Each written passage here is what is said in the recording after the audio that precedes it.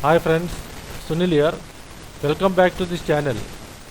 In the previous video on sorting of list tuples and dictionary, we have covered the sort method and the sorted function. In this video, we will see the use of operator module functions, attr_getter and item_getter. For that, first we will have to import these functions from the operator module. So here in the program, from operator import attr_getter item_getter. So I am importing these functions from the operator module here. Now before going to the sorting, we will see how to retrieve the elements from a list and dictionary using this function item_getter. So here I am having a list of elements starting from 10 to 50. And I am trying to retrieve the element at index 2 using this function. So element at index 0 is 10, at index 1 it is 20, and at index 2 we are having 30. So it will retrieve the element at index 2 which is 30, and then we are printing the element. And here I am trying to retrieve the value for key Savio from the dictionary. So value for key Savio is this date here, 24/2/2013. So it will retrieve this date and then print it. So we'll execute the program. So here it has printed the element at index 2 from the list which is 30, and then it has printed the value for the key Savio which is this date here. Now we will see the use of keys.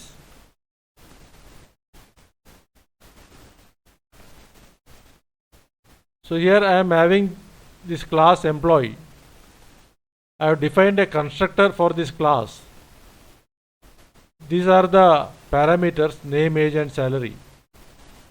Then I am defining a method repr. This is a special method used to represent a class's object as a string for printing. Then I am creating three objects E1, E2 and E3, all of class employee, and putting all the three employees, that is the objects E1, E2 and E3, in a list called employees, and then printing employees. We'll execute this.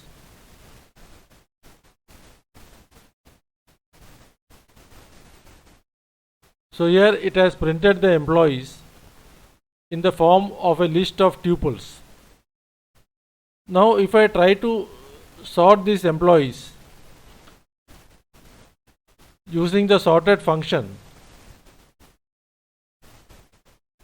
it is throwing a type error because it does not know which key to sort by. So now we will see the use of key function. So here I am having this user defined function emp sort. This function is returning the attribute salary. I am calling this function from the sorted function here. The value of the key parameter is the user defined function employee sort, emp sort. So the key is a function. So it takes a single argument and returns the element on which we want to sort by. So here it is returning salary. So these elements are returned one by one for the sorted function to do the comparison. Now we will execute this.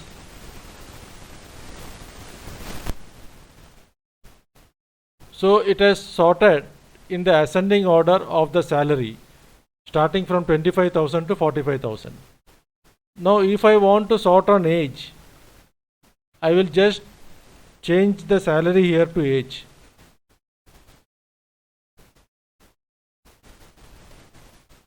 So now it has sorted on age 28, 30 and 45.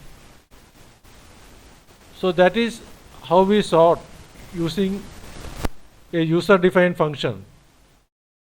Now we can sort using this anonymous lambda function. We will get the same result. Here I am having the key as a lambda.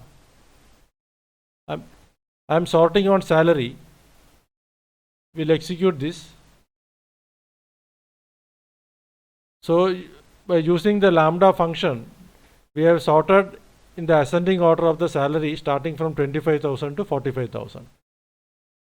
Now if I want to sort on age, I will change this to age. So now it has sorted on age 28, 30 and 45. So that was sorting using the lambda function. Now we will sort using this aggregator function. So here I am having the attribute as salary. This aggregator function is specifically for working with attributes. So it will sort on salary. I am sorting it using the sorted function. We'll execute this.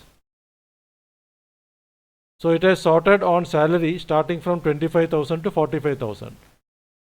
Now if I want to sort on name, I will change the attribute to name.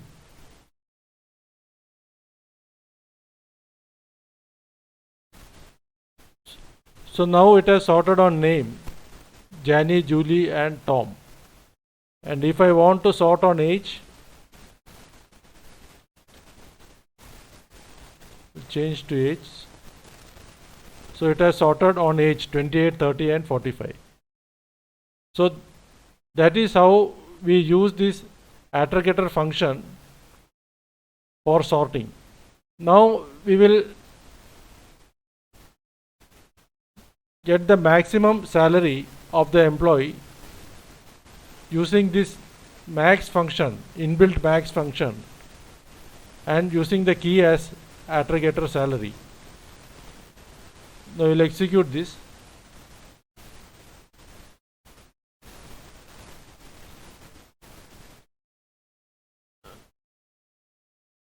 So we have got the maximum salary by using this inbuilt max function along with the aggregator function.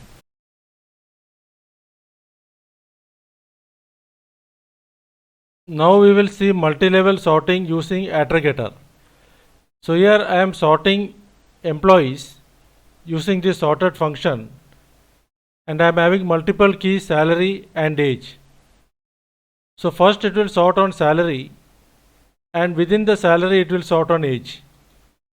We'll execute this. So this is the original list. So here I am having two employees with the same salary 25,000. So this is the sorted list. So it has sorted on salary 25,000, 25,000 and then 28,000.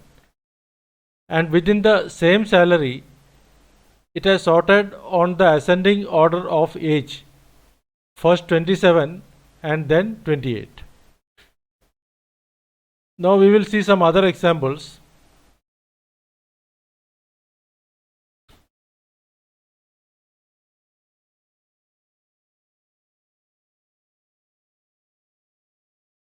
So here I am having this list of tuple.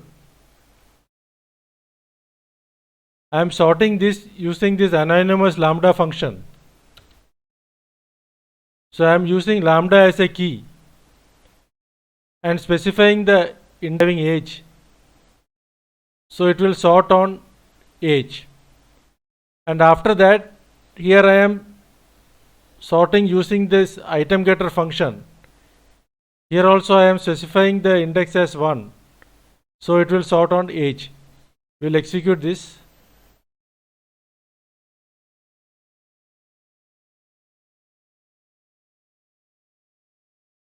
So using the lambda function, it has sorted on age 32, 45 and 47 and using the item getter function also, it has sorted on age 32, 45 and 47. Now if I want to sort on name, I will give this index value as 0. So it will sort on names now.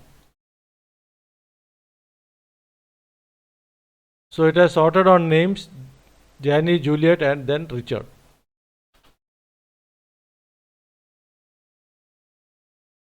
Now we will see multi-level sorting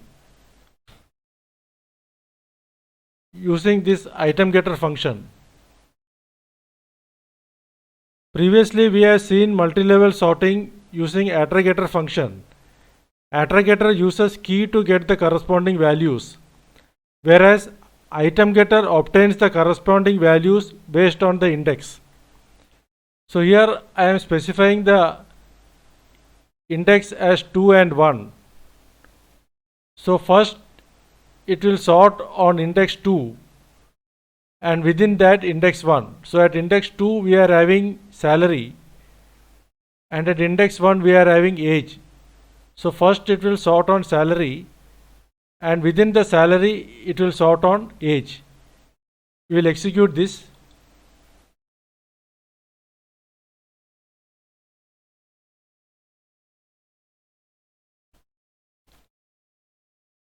So first it has sorted on salary 25,000, 35,000 and 35,000, and within the same salary of 35,000 it has sorted on age, first 30 and then 45. So hope you have understood this operator module functions, attr-getter and item getter. If you are having any doubts, put in the comment box. And don't forget to subscribe for future videos. Thanks for watching.